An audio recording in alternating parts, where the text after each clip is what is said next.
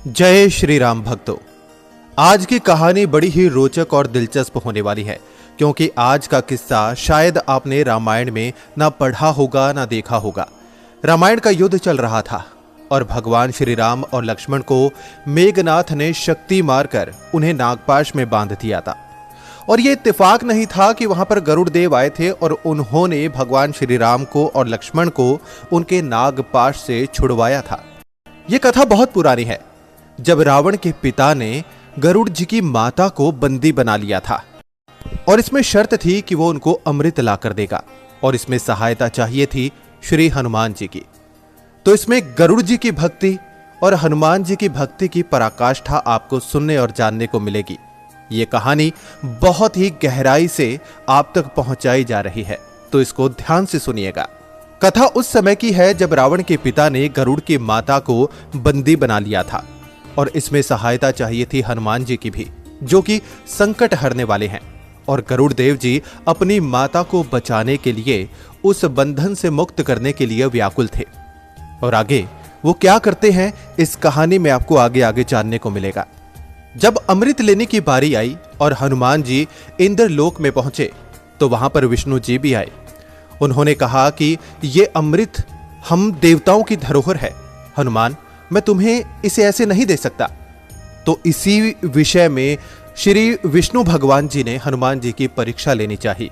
हनुमान जी ने कहा कि मैं इसके लिए कुछ भी करने को तैयार हूं प्रभु, बस आपकी आज्ञा चाहिए कि मुझे क्या करना होगा। तब भगवान विष्णु ने कहा कि ठीक है, इसके बदले तुम्हें कुछ देना होगा। तो हनुमान जी ने कहा मैं अपनी सारी जिंदगी की भक्ति और सेवा आपको देता हूं।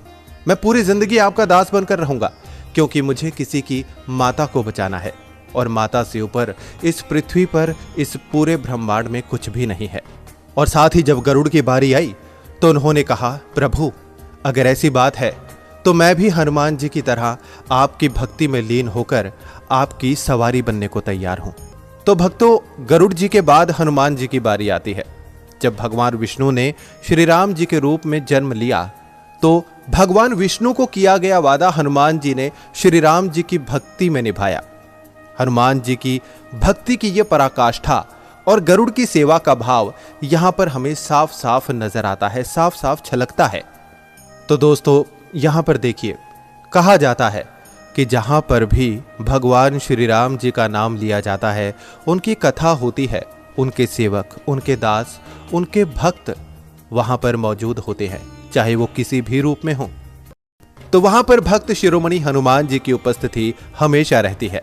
इसलिए बोलिए भक्तों, जय श्री राम। और मंदिर में जब भी जाते हैं तो हनुमान जी के सामने भगवान श्री राम जी का नाम लेकर एक हाजिरी जरूर लगवानी चाहिए, तब उनका ध्यान आप पर सीधा जाता है।